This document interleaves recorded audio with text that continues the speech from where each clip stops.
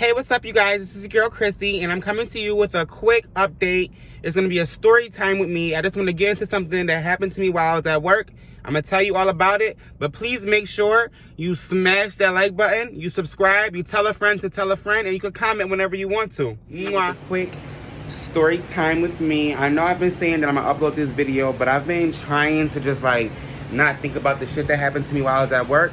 But without further ado, we're going to get into the story and let's just talk about it. Okay, so I went back to work as a CNA maybe a few weeks ago. I've been working at this new nursing home for about 2 weeks. However, let's make a long story short. The other day, I worked my 12-hour shift. I was usually going for my shift at 6 a.m. and I'll leave by 6 p.m. So I was on one of those 12-hour shifts. I went to work. When I'm at work, first of all, I mind my business because, one, people are always staring.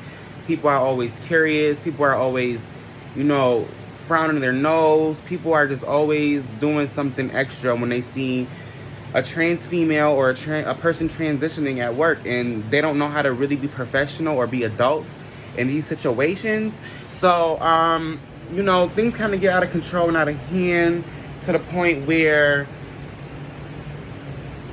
people will make you feel like how I felt.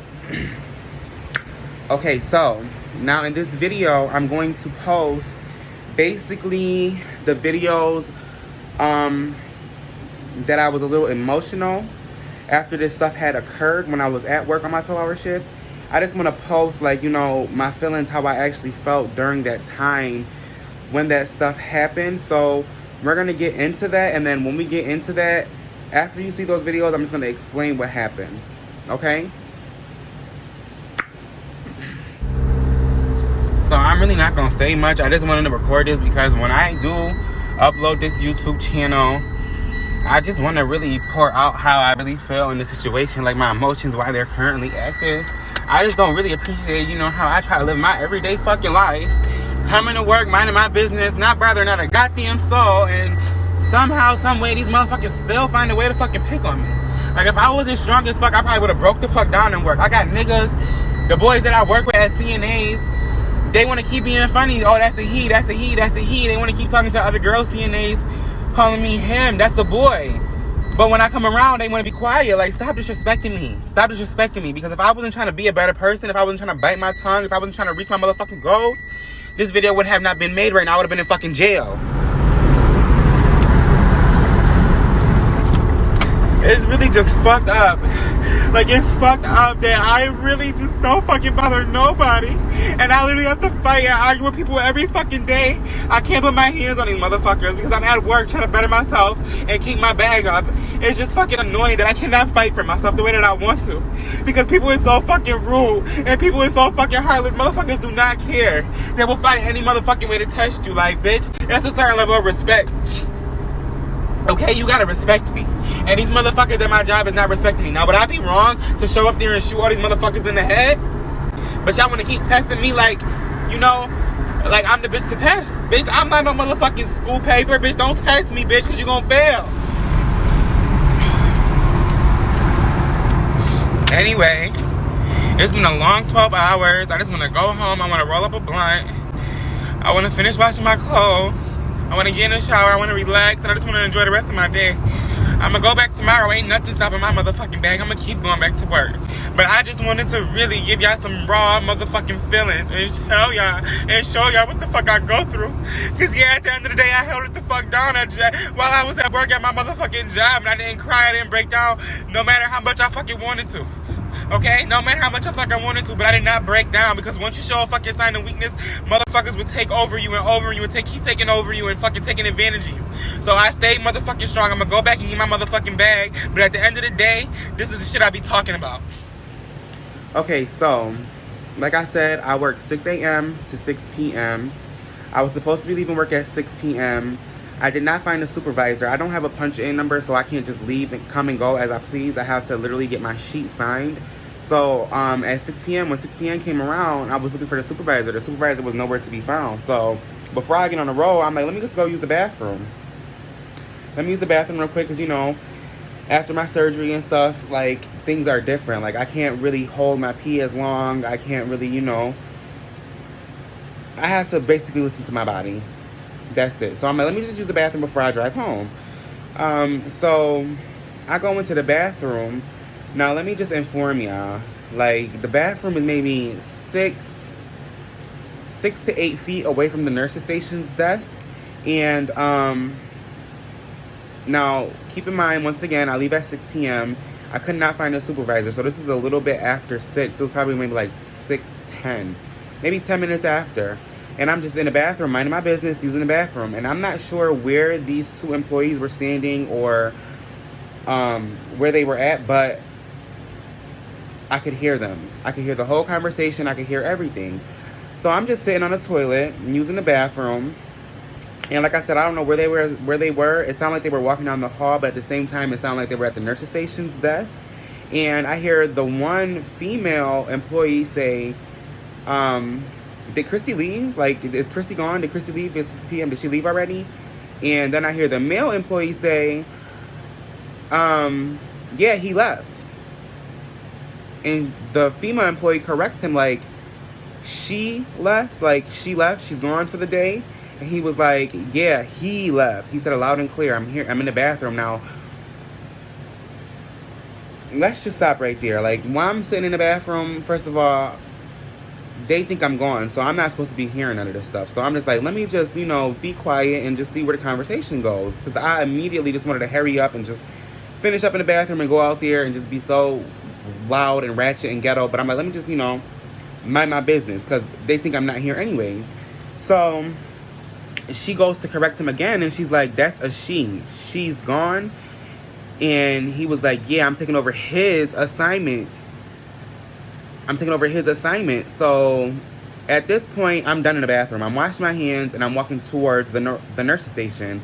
Now that I have visuals of, like, the whole scene and what's going on, he wasn't directly at the nurse's station. He was maybe a little bit to the left of the nurse's station, and she was standing right at the nurse's station. So he was very verbal and very loud so that she could hear him because of the distance that they were standing. And that's maybe why I heard him. He was so very loud with what he was saying. Now, mind you, I'm on this shift for a whole 12 hours. This whole 12 hours, he has not said anything to me. He has not asked me for help.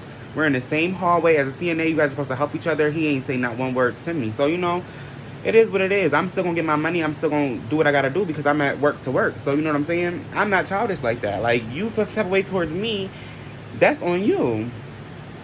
So, anyways, as I'm walking out the bathroom towards the nurse's station, and I hear him say, I took over his assignment, the other employee, which was a female, she also goes to correct him for a third time and says, you took over her assignment. That's a girl.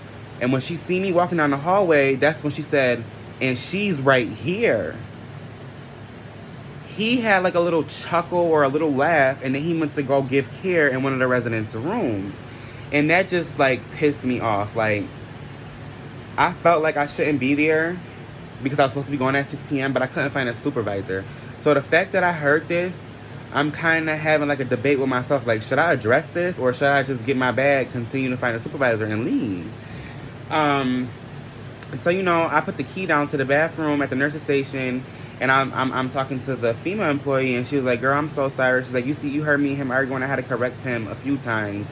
And I'm just like, yeah, I heard it. I said, I don't understand why people trying to be funny. I was like, because I've been here for 12 hours, and nothing was said since I was here this whole 12 hours. So, being a bigger person, I'm like, let me just get my bag and go. Okay, so I grab my bag. I'm walking down the hallway.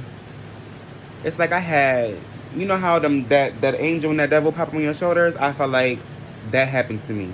I had the angel telling me, just go ahead. You know how people are. Get your stuff, leave. And then I had the devil like, no, bitch. This is the reason why you go through the shit you go through. Because a lot of bitches like us are scared to stand up for themselves. A lot of bitches like us don't want to stand up for themselves because when they're in the public eye or when they're out in society, we're not accepted. We're not accepted at all. So, yes, we still get made fun of. Yes, we still get talked about and things like that. And people are just scared of us for no reason because people don't understand us. It's pure ignorance. Like, people just don't understand us. So they rather just be childish in a lot of situations. So, like I said, I got the angel telling me to leave. I got the devil telling me, go correct this shit. So, I don't know. Maybe I'm just a bad bitch. Maybe I'm a bad girl because I didn't listen to the angel. I turned around. I walked to that nurse station. I put my bag down. And I went to the room to where he was giving care. And I politely knocked on the door while he was giving care. And I said, when you get done, can I please have a conversation with you? And when he seen me knocking on the door, it's like a deer in headlights. Like his eyes was like, like he was shocked that I was knocking on the door. So when I asked him, like, can I talk to you?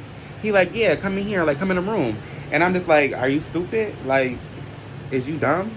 Like, I'm not about to come in a room to talk to you about a situation where I feel offended and you're in a room giving care to a resident.